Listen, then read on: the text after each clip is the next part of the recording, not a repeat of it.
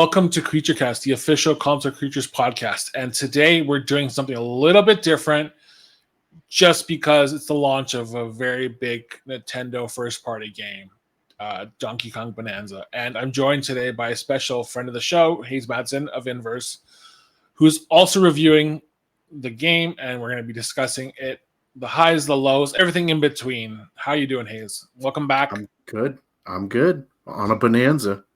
We're feeling the Bonanza. I'm feeling that fever. That's another game, though, but we're talking about Donkey Kong Bananza today. Just to get into it, we had a couple of technical difficulties, but we're getting back into it. I want to start with your high-level thoughts. What did you think about it? Like, what did you like? What did you hate? What do you think could have been improved? Where do you see the game going in the future? Yeah, so top level thoughts. I absolutely loved it. 10 out of 10. I compared it to Super Mario Sunshine in a way, for me, where the water mechanic of that game felt so innovative to the Mario formula for me, and that's what the destruction element of this game feels like. I think like the big moment that this game clicked for me was when I decided to just like dig down a random mountain, just to see what would happen. I ended up landing on a banana, and I saw a whole like platforming puzzle that I could have solved to get to it, but I just jumped through a mountain to get there. Yeah. And I think that's what I really love about this game is just the feeling of freedom, of exploration. It's kind of weird to say, but in a way it almost feels like a Breath of the Wild moment for the Nintendo platformer to me. Yeah. Just in the way that it opens up the freedom of how you solve puzzles, of how you platform through the world, of how you interact with the world. Yeah. And I would routinely have where I'd get to a new layer. It was basically what they call the worlds in this, right? Yeah. I get to a layer, and it would give me a story objective, and it'd be like, all right, well, I know I could do that, but I'm going to go spend 5 hours just running around doing whatever I want. Yeah. And I think that the destruction mechanics in this are probably the best that I think I've ever seen in a video game, period. That honor probably would have gone to Red Faction Guerrilla before now, but it's just that this entire game is built around that idea, and it just executes it so well. That's what I love. There's really not a whole lot that I don't like about this game, to be honest. Any issues I have are just incredibly minor.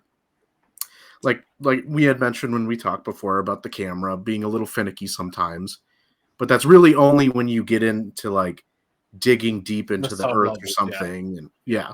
And even then the game does a pretty good job of kind of giving you a view underneath the terrain that you're in. I do think some of the later worlds might drag on a little long, but it's not really a problem because you've unlocked so many different abilities by that point. Yeah. That you have so many different ways to kind of tackle what you want to. And I think it successfully establishes a new kind of brand of Nintendo platformer, I think. I think a really strong base to build a whole, side of the Donkey Kong series off of. We've had all the 2D games. I think this is a very strong case for Donkey Kong to have more games in this vein. It's that Donkey Kong resurgence. And I know, so today is July 15th. Nintendo published a pretty in-depth, I think it was like an interview Q&A kind of thing with the developers of Donkey Kong Bananza. Mm-hmm. And like they kind of went through the process of, it's an 8-year cycle for this game. They did a bunch of, mock-ups and a bunch of demos, and like it was cool seeing all that insight and how they kind of went from what they originally thought to what we're getting this week. I'm shocked that we didn't get a new Mario game at launch, but you know what? Now that this game is literally out and people are about to play it, I'm kind of glad we didn't get one. I feel like we had really great Mario platformers on the Switch, like Mario Kart. Super Mario Wonder came out last year, 2 years ago, and like that game was incredible. Like that kind of gave me my fill. And then we had obviously the Super Mario RPG remake, Thousand Year Door, and then Brothership come out. So like I had my fill of Mario. To see Donkey Kong get his moment to shine, because like it all began with Mario and Donkey Kong. I mean, they've had dozens of games throughout the years, but like it's nothing like this. Like I feel like it's finally time to give Mario a break. Let another first party mascot take the reins and kind of just like navigate the next generation. So I was not on board with this game. I demoed it in April. I thought it was okay, and obviously that wasn't indicative of what the game is. It was just a demo that we had, and I don't know if you played the demo that was at that Switch experience, but I didn't know someone else at Inverse did that. yeah, it was rough. Honestly, it was really surface level. Like you had the intro at Ingot Isle where you just did the little mine, then it showed you the first layer, and then it wasn't even the full thing. It cut out pretty quickly. So you did about 10 minutes there, and then it just shuts down. And it's like, well, this game really doesn't feel like it's going to be anything special. It just seems like it was really bland. But I do think it does take this game a little bit to click. Not like 5 or 6 hours or anything, but no. I think it's a couple hours in. Yeah, it's the first layer. It's just that the first showing that the public got, I just feel was not, what this game actually is. It was not shown as, hey, it's actually, the next game from the Odyssey team. It's not just it's not a platformer. It's just a game where you can break stuff and play as Donkey Kong and like an open world level. Well, and at that time, we didn't even know it was the Odyssey team, because Nintendo keeps doing that thing where they won't tell anyone who makes a game. Yeah, that's kind of what I'm saying. It's like we didn't know anything about this game. What we were shown, what we were, kind of like glossed over was just all these small facts. So like finally getting the game in my hands, finally being able to sit down and play it, like I was blown away. Like the first 5 or 6 hours, I could not put my Switch 2 down. I was just on the edge of my seat, laughing and just seeing what I could do with DK and Pauline at my side. Like I was, like you, just smashing everything. I was going to the highest point and just smashing the ground to see how far I could go. And once you hit the bottom, you don't have to go back up. You can go left, you can go right, you can go forward. You can basically pick where you want to go. And then regardless of what direction you're going, like there's always something, whether you're finding a new map, whether you're finding another fossil, whether you're finding the green vanadium gems, whether you're finding everything. There's just so much, like there's so much gold underneath the ground. Like you're just so overwhelmed, but like it's in a good way. There's a constant sense of reward. Like everything you're doing, you're getting contributes to your progress in some way. Yeah, and that's kind of where I was. Like the first introduction was just really rough for me. I was really off this game. I was like, it's fine. I'll play it, but like I'm not excited for it. But like the last couple of weeks has just been so really reinvigorating for my love of DK, my love of the Switch too, because as much as I like the console, I didn't have anything really cool to play on. Anything I was playing on it was either a port or it was like just upgraded game. I'm like, that's fine, but like that's not what I wanted to Switch to for. I think a good comparison of kind of the experience of playing this game, not like a mechanical comparison, but is like Astrobot, where the experience of playing Astrobot is just so joyous minute to minute.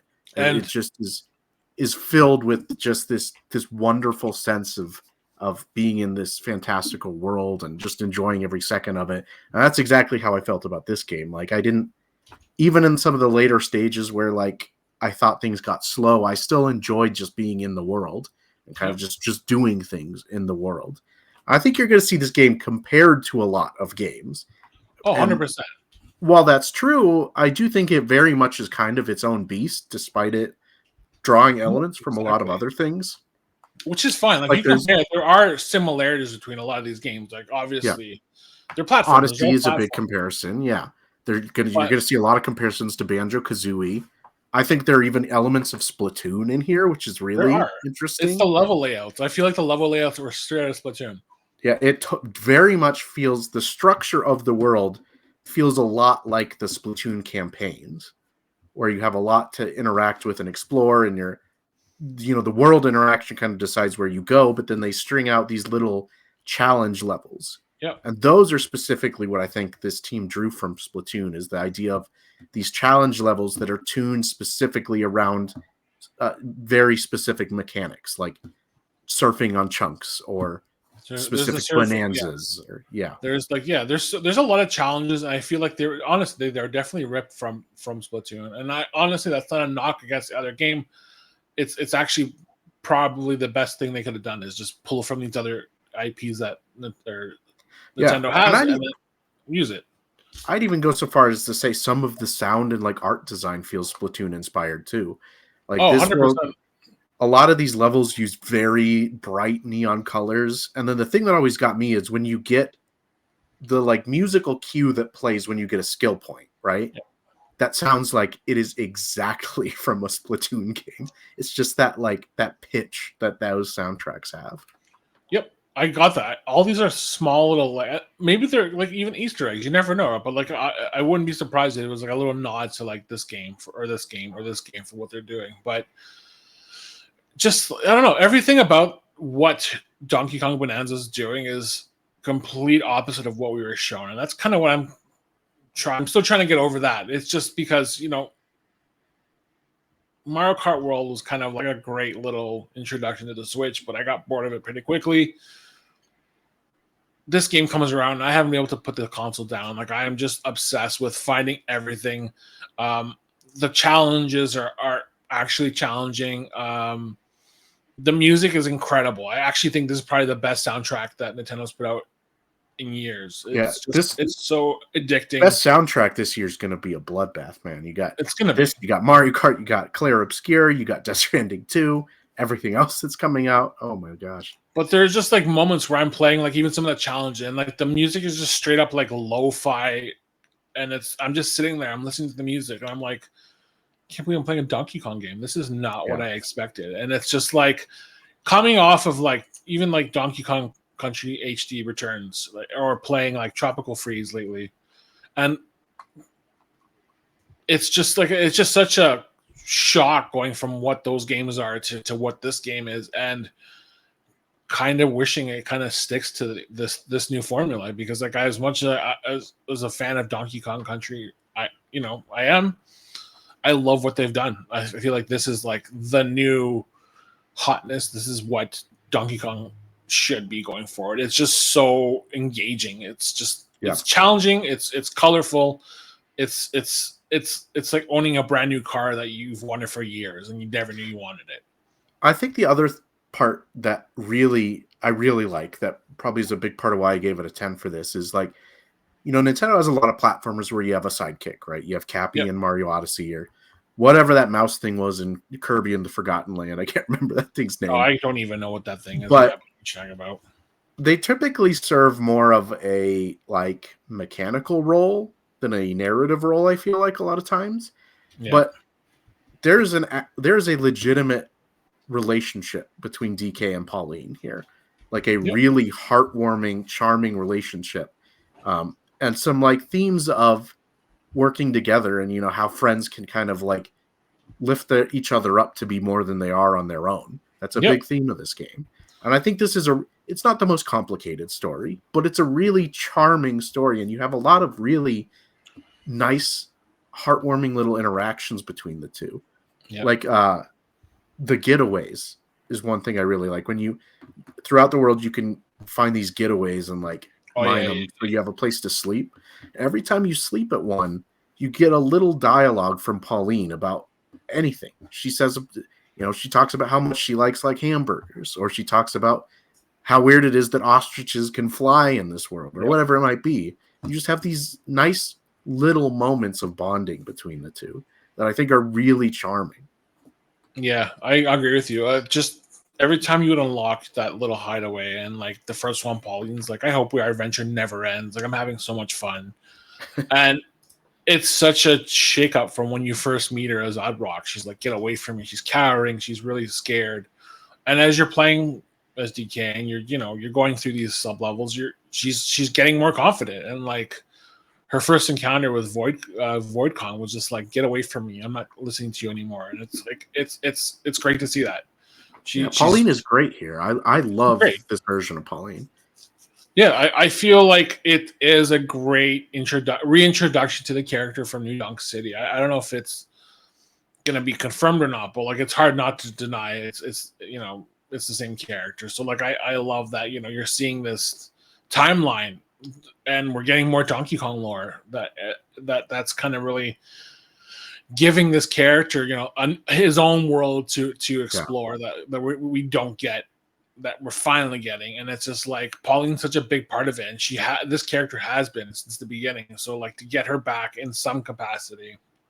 And I think what's interesting too is that this does take place in the larger world of Donkey Kong, right? Like Yeah, trailers have shown, you know, Cranky Kong's here, Diddy Kong, and Dixie Kong's there, so we know all that. But they do mention some other Kongs throughout the game as yeah. well. There's a And bunch of them. They yeah, they make note of them, and it's just like, oh, okay, well that's a blast from the past. And it's like I yeah. haven't thought about this name for years. So you get a sense of like if they really wanted to do more with the kind of the property of Bonanza itself, there is a lot more that they could do with it. They could do to expand from here. And you mentioned how this feels like kind of the big game after Mario Kart, and this is a system seller. This is like a Breath of the Wild kind of system seller for this game, I think. I get why they put Mario Kart out first because it's a more household name. We all know. I mean, who doesn't know Mario Kart? But and Mario Kart was your best-selling game on the Switch by a wide margin as well. Yeah. But I think this is the one like I think people are going to be really excited about this when they start digging in and seeing what it really is. Because I do feel like the trailers looked good, but didn't really convey a lot of the depth this game actually has. And that's the same with the demo like I was talking about. Like they didn't convey any of what you actually were doing in this game. Like you got whiffs of the chaos and like destruction, but like not really what it led to. Like what does it do? Like you never got a transformation. You never got, you know, any of the challenges. It was basically just here's the level, go smash some stuff. Like I feel like right, you look at the trailers, you look at the direct, and you think like, wow, that destruction looks crazy. You can just blow up everything. Yeah. But it doesn't really impart how methodical the destruction is, how mechanical it is, how it's used as an exploration tool and a puzzles tool and a platforming tool. And like it's an actual mechanical design that Nintendo uses to handcraft a lot of these segments. It's not just like a game where you just blow stuff up, you know, and it looks cool. It's not like it serves a very stuff falls apart. Yeah, I know what you're getting. Yeah, it serves a very mechanical purpose in this game. And I think that's really cool. And the other thing that ties into that is like this game has one of the most impressive maps that I have ever seen in a video game. Yeah. It's really cool. You hit the map button and it instantly zooms out to a full like 3D render of the entire map with every little detail on it, including your destruction. So like any paths you made through the mountains or things you've blown up or like that is represented on the map when you pull out. And I cannot believe how detailed this map is. It's blew me away, honestly. It's detailed, it's easy to follow, and like that those are the two things any map that you're putting in your game should have, right? Like it's the antithesis to what like Star Wars Jedi does, or like Metroid, even Prime or Dread. Like the map is just probably my least favorite thing about those games, but it used that same kind of style, like that 3D map where you kind of zoom out and it shows you what's there. But like this is the elevated version of that. Everything about it is just so intricately created. Like everything that you see on the map is what you're seeing in real time. Like you could close the map, go there, like you said, just smash something and it'll disappear once you open the map. And like it's just like I've never seen that before, and rightfully so, because it probably takes a lot of computing power to get that whole experience on the maps and all that. I remember my partner was sitting next to me when I was playing it, and the first time I opened the map, I remember just like sucking my breath in and being like, "Whoa, this is intense." And I know it sounds weird to talk about a game's map system like this, but it really is impressive. It makes or breaks the experience for me. I mean, if the map is bad, like I'm not really interested. Like I'm just gonna rush through. Yeah, and that the developer interview that came out today, did confirm that this started as a Switch 1 game. Yep. But this is Mario Kart looked great. Mario Kart World looks great and it runs great. but you didn't really get a sense of how Nintendo could harness the new hardware in that, Yeah. right? This is a game that shows that. This game would not be the same game on Switch 1. It just would not be. Whether you're talking about that map system or the persistent destruction or some of the boss battles that happen, this shows what Nintendo can do with this increased hardware, right? Yep. And obviously we know Switch 2 isn't like quite as powerful as a PS5 or something, but a big part of what's going to make or break the Switch 2 is what Nintendo can do with that increased power. And Nintendo has always been defined by its intuitive and design. And I think this makes me more confident than ever that they're going to be able to do extremely unique things on Switch 2. If this is the first game that they're putting out that really showcases what the Switch 2 can do, like I'm really excited for what year 2 could bring or year 3. Can you imagine what the new Zelda is going to be like now that we kind of see what the system's capable of with these developers? Like I'm really excited to see like what's going to come next, because there's really nothing that I can think of that does what Donkey Kong Bananza does. Like what comes close? Like a Minecraft, but like that's not even the same caliber game, right? That's the closest thing I could think of this whole time. Like Red Faction Guerrilla obviously is notorious for destruction physics, but it's more of like it's not built into the world. Minecraft is the only one I can think of where it's built into the world, but Minecraft is more about also the creation side. And this isn't really about the creation side, but more of like how you can use destruction as a vessel for exploration and puzzle solving. And that's kind of the thing. It's just actually, you know what? Maybe Dragon Quest Builders were probably a better comparison, I feel, because they're similar.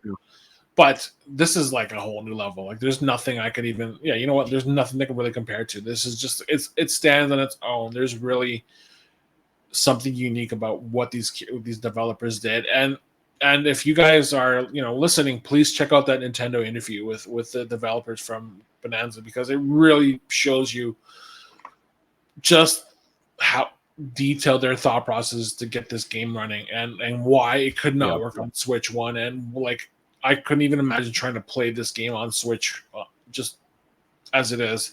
I guess Game Share is available. I think you can do Game Share on Switch, but you can't do much. So I mean, there's also a co-op mode, but I honestly did not try the co-op mode. I forgot that it was there until now. Yeah, I mean, I honestly, the problem with the co-op mode is I'm gonna try it out. I'm definitely interested in playing it, but just like it was hard to pull myself away from finishing the story. It was just like I need to know where this is going. Like where are they going?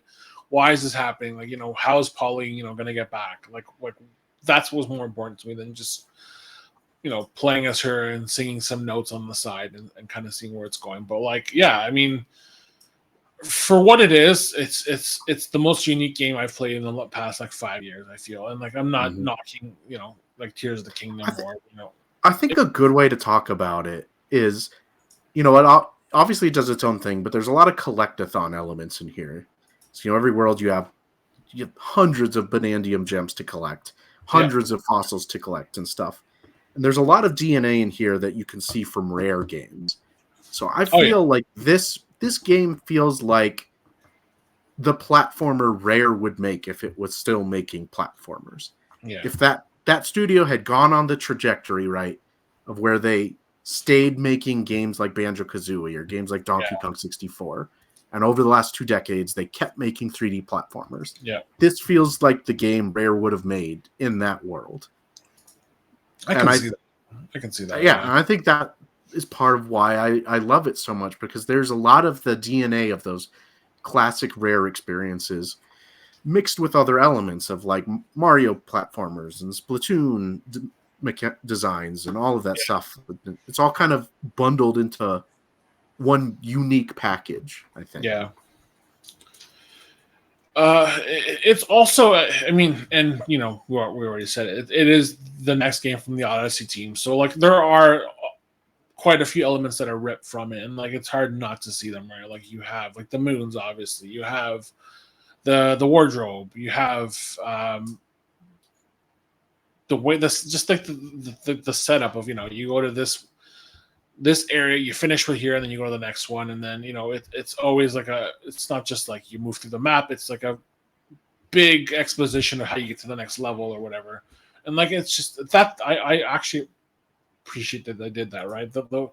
I felt the Odyssey formula was perfected in 2017. Like there was no other way they could make that game better, and they doubled down on what I think really worked for that game. So by doing that, like it really elevates this game because it's just more of what I loved back then, and it really is the palate cleanser that I feel like a lot of people are asking for now. That they've played Death Stranding 2, they've finished all they could do with what just came out, Expedition 33. Like these games are really heavy games, and like this is the perfect game to just say, I play these games. This is going to reinvigorate, the next 6 months for me for games, because it for myself, I don't know how you felt, but like just playing this game, like I was kind of burnt out, and then I played it, and I'm like, well, now this is why I love video games. It's this game here. It's definitely one of those games. Yeah.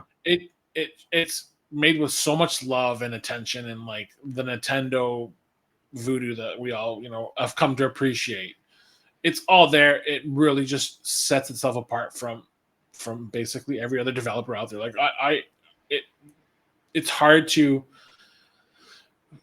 find another developer that's doing what Nintendo's doing, and I don't think that's like I'm saying, it's never a knock against another developer, but like they've perfected their craft, and there's a reason that Nintendo is Nintendo, right? Like this is why people pay Nintendo tax on games. Well, I think they're always premium priced. I think a big part of that, right, is that they have a lot of retention.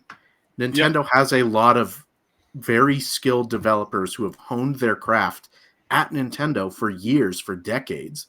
Like that's even the team that worked, this is the Odyssey team that made this game, and right, they did a lot of different things at Nintendo before Odyssey. So like this really is a clear example of what happens. I think is developers. Yeah, is a very important topic to talk about in video games right now. That institutional knowledge is vitally important to making video games. When you have staff turnover, or you're hiring a new team for every new project that you do, it can become a problem. And institutional knowledge is so important to both making games and preserving the history of games and innovating in games, because you have to give people the chance to learn to do things.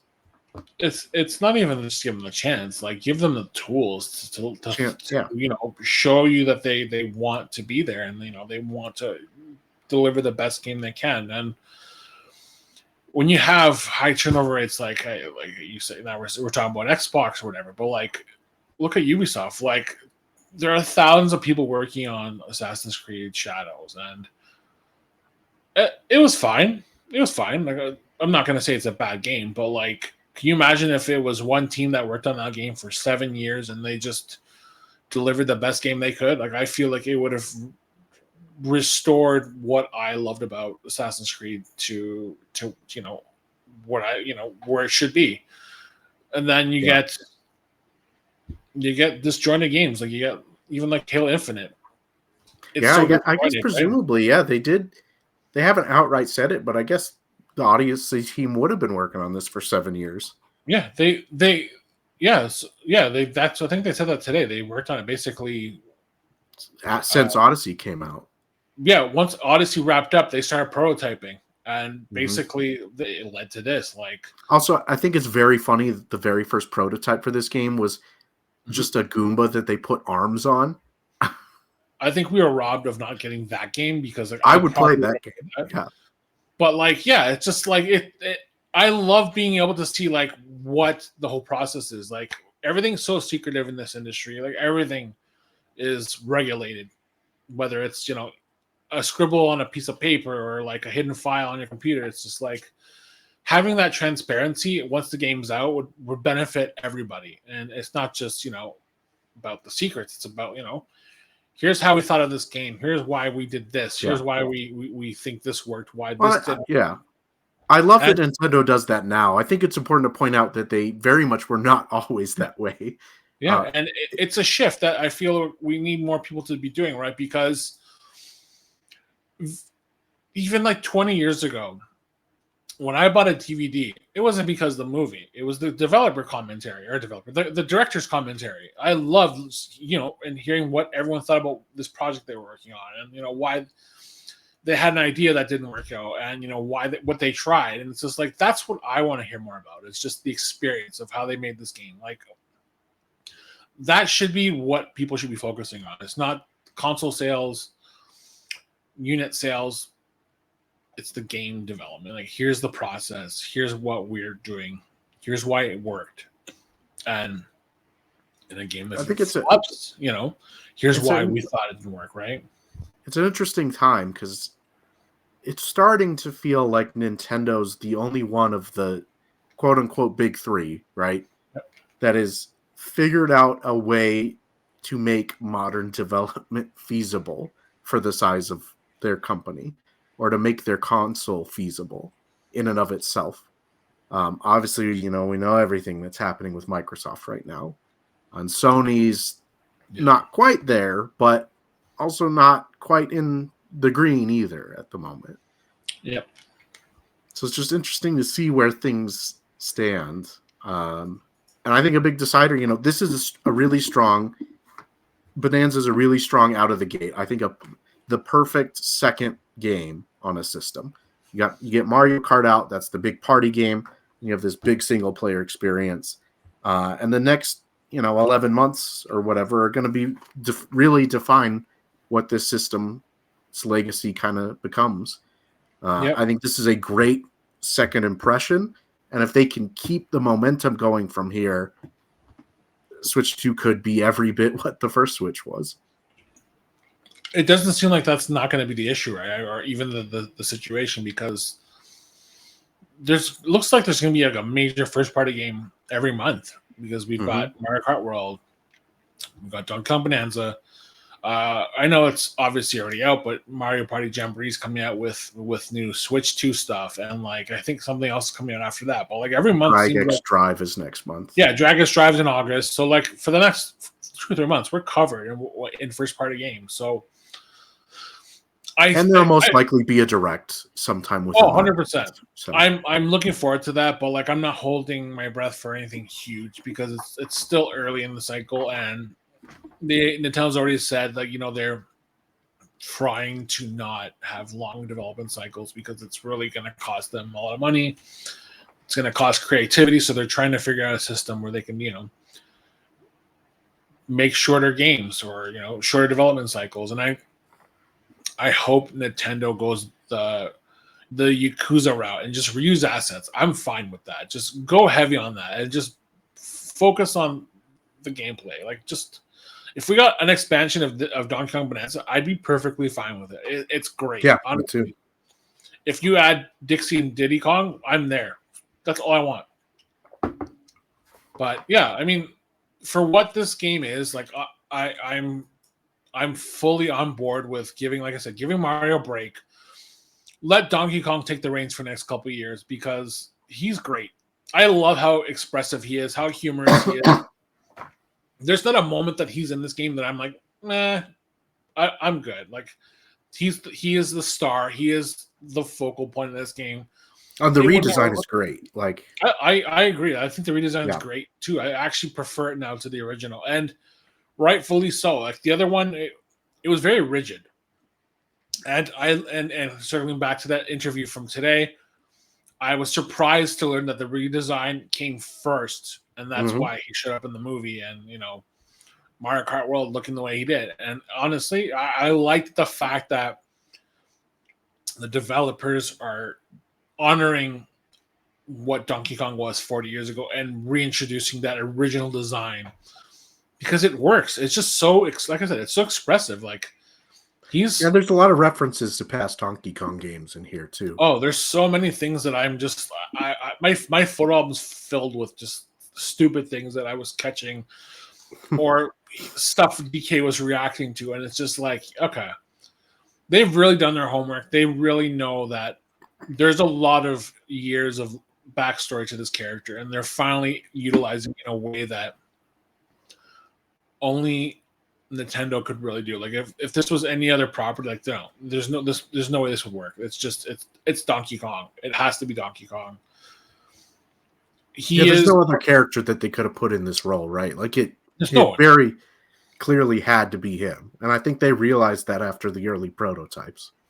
Yeah, and rightfully so. Like honestly, like I said, going back to what I said, as much as I like the Donkey Kong Country games, if we never got another one of those again, I'm fine because if we're getting another open world Donkey Kong game, like I'm all for it. Like give me more of that. Like he is as adaptable and personable as Mario, if not more, because he's just way more expressive. Yeah, between this and Astrobot last year, like it feels like the 3D platformers in a almost in a better place than it's ever been, even in the 90s. 100%. Like I feel like we're getting, and then we have Ruffy in the Riverside just came out, and if you have not played that, I urge you to play it. It is such an homage to Banjo Kazooie and 3D platformers of that genre at that time. It is probably one of the best games I've played alongside DK Bonanza. And to kind of just go back to Astrobot, I know you played the new levels last week too, because like they dropped 5 new levels. They were great. Final Fantasy characters got me back in. I know that and Surge really sold me, but like going back to Astrobot while I'm playing this, and I was just in this mood where I was just like, I don't want to say like in a lucid state, but like I was just happy. I was really happy. I was just humming along to the music. I was just bopping my head, and I'm like, this is great. It's not a serious game. I don't have to pay attention to the story too much. It's just go into the world, beat this time, collect your character, and move on. And Donkey Kong doubled down on that. Just here's this new sub level. There's a bunch of bananas you got to find, and there's probably a boss over there. So just take your time when you get to him. You can fight this really cool boss. There's something to be said about the simplicity of it, and like obviously there are complex things happening in this game underneath the hood, and you have all these challenges and everything. Like, but yeah, so like you compare. I mean, to give you that sense, it's like driving a really fast car, but not knowing just how much programming went into putting that car together. Like, yeah, it's just the way to put it. It's great, and I kind of want to, step back for a second and talk about the bosses because I was kind of mixed at first, but the further on I got, I ended up thinking the bosses were incredible. I don't know if you feel the same, but like these are probably some of the best boss battles. Yeah.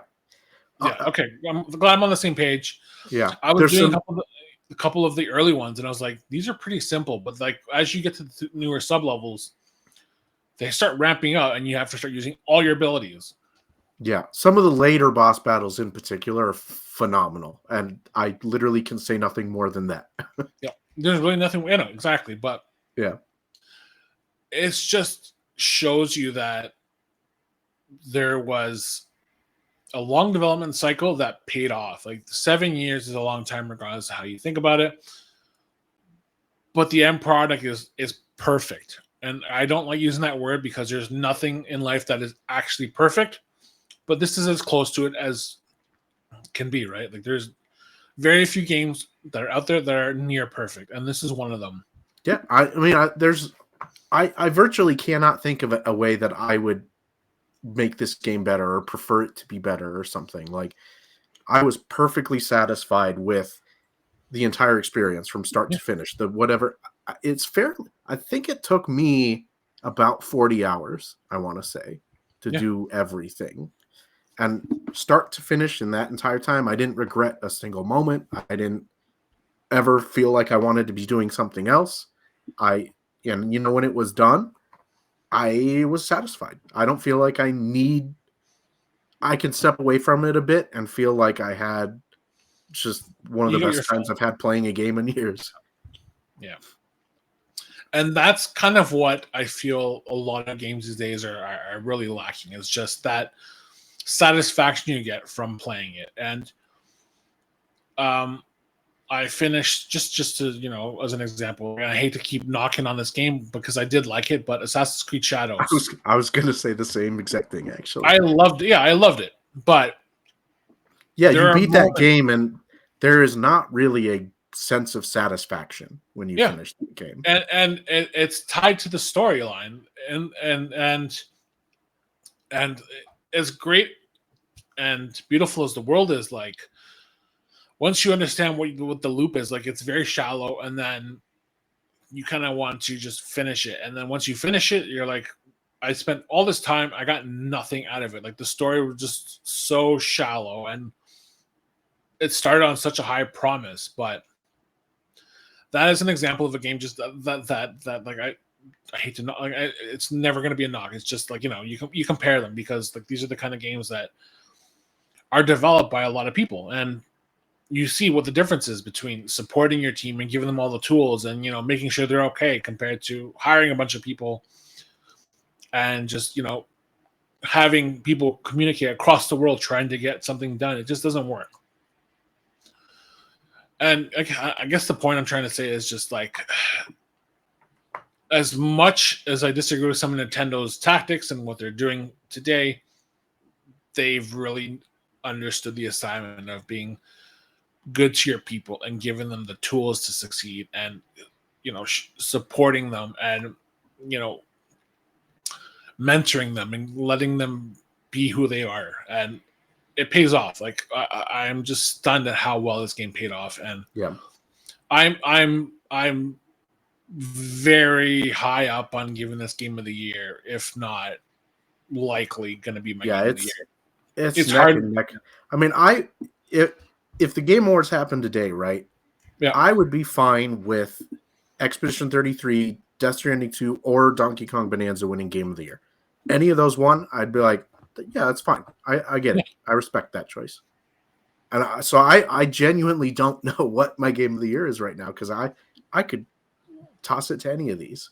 And maybe that'll change as I sit on all of them more, but that's the thing. Yeah. But last week I was talking to Steve and I said, hey, Death Stranding 2 is my game of the year. The week before that, I was just going back to Expedition 33 and just trying to platinum everything and just clean up the bosses. I was like, this is my game of the year. And now, I'm talking to you and I'm like, Donkey Kong Bananza is my game of the year. And like, I don't know what to say. Like, it's just, we're so blessed with the amount of games we're getting. And it sucks that there are so many people being laid off because the ones that I think it's an interesting kind of statement that like we're seeing incredible creativity in video games right now, right? Made from developers of all different types, whether it's a new team made up of a lot of juniors in Expedition 33, or an auteur who's given money that no one else can be given with Kojima and Death Stranding 2, or a team that has longevity at Donkey Kong Bonanza. And it really does speak to kind of the state of the industry, the ingenuity of the developers that make these games, and why the people that actually make the games are the most important part of the industry. Despite that's what I feel what like a lot of the C-suite executives might think. Yeah, and that's what I will never understand is you have these executives who think they know better than the actual people that make games, who are there day in, day out, making these games, talking to people, working with them. And what do we get for it? Layoffs. And it just blows my mind that this is still happening and it's continuing to happen. And it's like, how do we stop it? There's really nothing we can do except, support them, talk about their games, share them between friends and, buy a copy for each other. But like, yeah, I mean, people will show up for a good game. They will, whether it's Balatro or Expedition 33 or Mario Odyssey or whatever. Like, people will show up for a game that is a good game that has an identity and is made by people with passion that want to make it. Yeah. And I want to ask you a couple things. So we've talked about, what we liked, what we didn't like, the challenges and stuff. Where do you see this going? Like, where do you see Donkey Kong going? Do you feel like this is going to be a wake up call for Nintendo to really focus on him, or do you feel like it's going to be split evenly between Mario and DK? Do you feel like there's any crossover for the two in the future, like a 3D platformer where you can play as either or? Like, what would you like to see? I think the writing's kind of on the wall that Nintendo is already focusing on Donkey Kong a lot more, right? Because we just had the trademark that got filed or whatever for the Donkey Kong movie. Oh, see, I didn't even hear about that, so that's new to me. So that's cool to Yeah, hear that. yeah. And in that developer interview today, one of the things they said is that they hope this can like kind of create a new branch like it does for Mario, where you have 3D Donkey Kong and 2D Donkey Kong. Right. And I definitely think that's a potential future. Obviously, we won't see another big Donkey Kong game like this for years, 4 or 5 years at least. But I think we will see another one, and I want to get another one.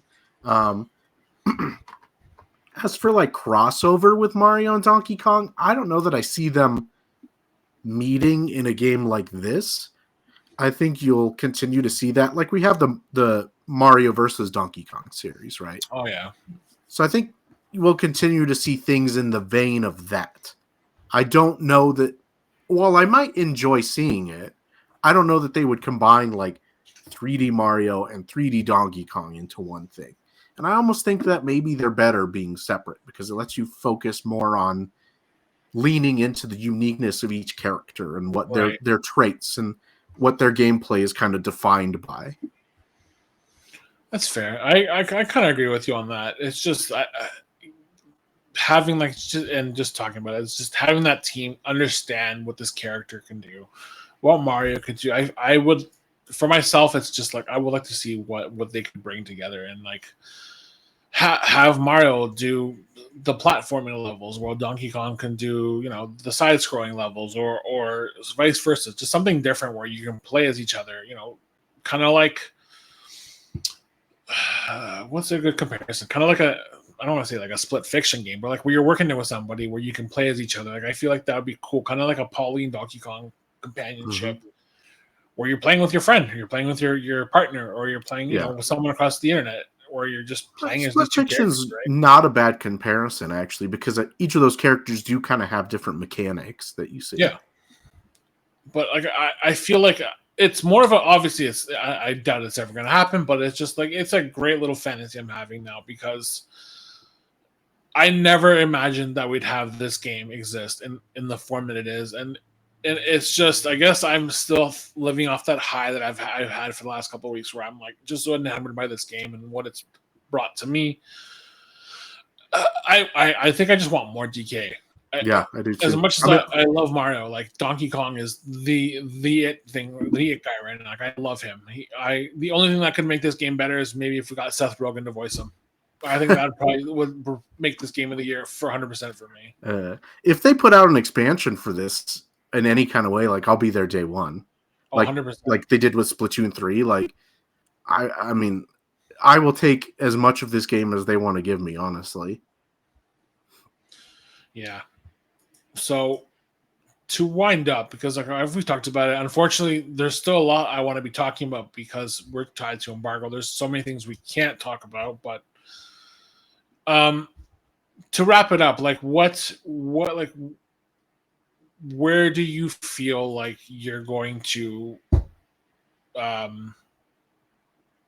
see this? Like, so where do you expect to see like Pauline end up next? Like, where do you expect to see Donkey Kong? Do you feel like there's going to be any more, not like a crossover, but like, do you see them show up more of a focus on the Mario Kart world? Do you see like maybe like the direct show something, like something to do with DK World at like Universal? Do you feel like we're going to start seeing more of that inclusion there? Do you feel like we're going to see more real world things pop up with them? Because I know that I can't remember. Is Donkey Kong launched at Universal yet in the States? I can't remember. But yeah, well, yes, yeah, because the Epic Universe opened last month, and that Donkey Kong Country's there. Yeah, so do you see something like a spinoff going there? Like, I feel like we're gonna get Donkey Kong fever for the summer, and like I think I'm not ready to get Pauline showing up there. I think the obvious thing would be some kind of update pack for Mario Kart World, that Oh puts yeah, in young Pauline and gives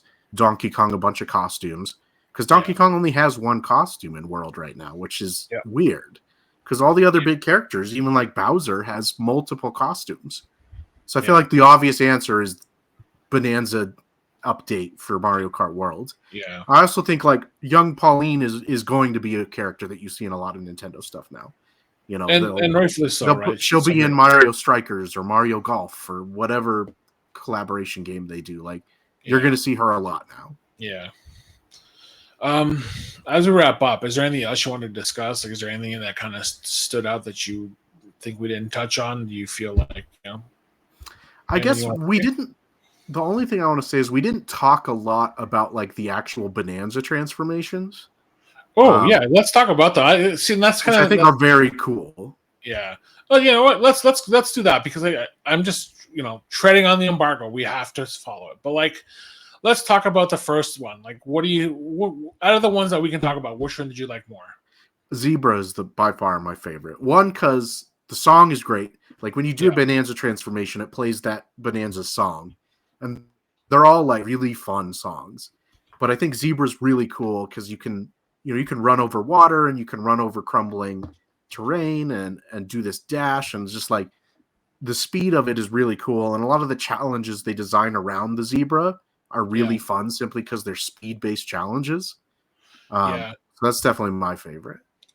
I think I'm just a sucker for the original. I do like just the Kong Bonanza. It's just so Yeah. powerful, and I know that's kind of a cop out because it's the first one, but like it's just so much fun to just beat on your chest and then switch into this massive hulking thing with a King Kong, basically.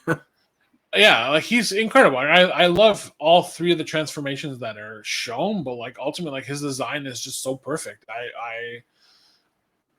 I just like I would transform into him and just demolish a level and then restore it to back to what it was and just move about my day. I'd collect all my gold Yeah. and the challenges And that's around even that one were pretty good because they were more strength based. But like, yeah, I now it's kind of a toss up. I kind of like the ostrich too. mhm. And a lot of the bosses, like we talked about, are designed around the idea of using these bonanzas. And then when Yeah, you get the bonanzas, you can also go back to previous worlds, and it's almost kind of like a light Metroidvania element, right? Where you get these transformations, and then they integrally change how you interact with the world. So you can go yeah. back and suddenly reach all these things that you weren't able to get to before.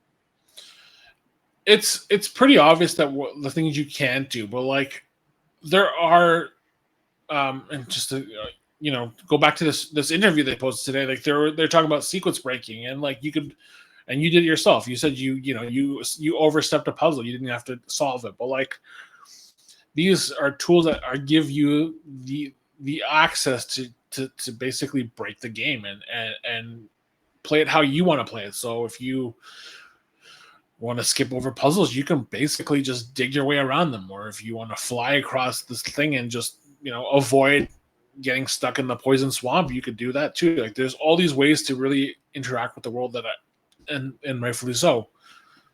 It has that Breath of Wild moment where it's just like, okay,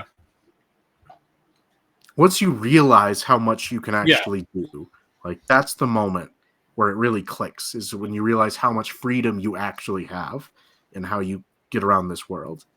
And I and mean that's a magical moment, honestly. it's the most magical thing about this game is that there's really no one way to play it. Like there's obviously a start and finish, but like how you get there is really up to you. Like once you have the tools, like it's really just like, okay, you could Yeah, spend have 40 fun. hours, breaking things, or you can, spend 5 hours getting to the next level and seeing what you could do there. And like rightfully so. Um man, I want to talk about the other we'll come back to the other episode. I do want to have another episode where we can kind of talk about it once the game's out, but like there are a lot more surprises that are really cool. I Hmm. like you said, I really wish they'd focus on those, but like for good reason they're not talking about them. But yeah, you know what? The three that are out there are impressive. Like I would love to see what canceled or scrap transformations they had. Like Oh really yeah, what there's at least one out there.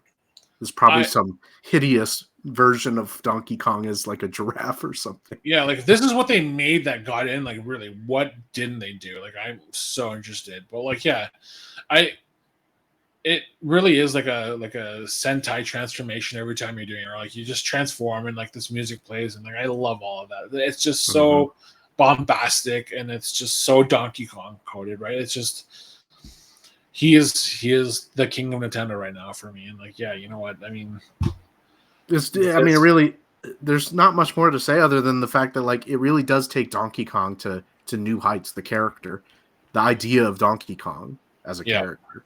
Yep. Man, we'll come back to it. I know I keep saying that, but like I would love to talk about the other stuff. There's a lot of other great things that would be great to talk about. I know. Yeah, we'll talk about it next week. But yeah, other than that, like I mean, Donkey Kong Bananza is out this week on Nintendo Switch 2. My review is live at consolecreatures.com. Hayes, where can we find your review? Yeah, my review will be live at inverse.com. Right on. And where could they find you on social media? Oh yeah. At Soulfleet, primarily on Blue Sky is where you'll find me. Right on. You can find me at bpashalitis on Blue Sky, Instagram, and you can follow us at consolecreatures.com. And we'll be back pretty soon with more discussion about Donkey Kong Bananza and a couple other surprises that are happening. But until then, thanks for tuning in and see you guys soon. Bye. Bye.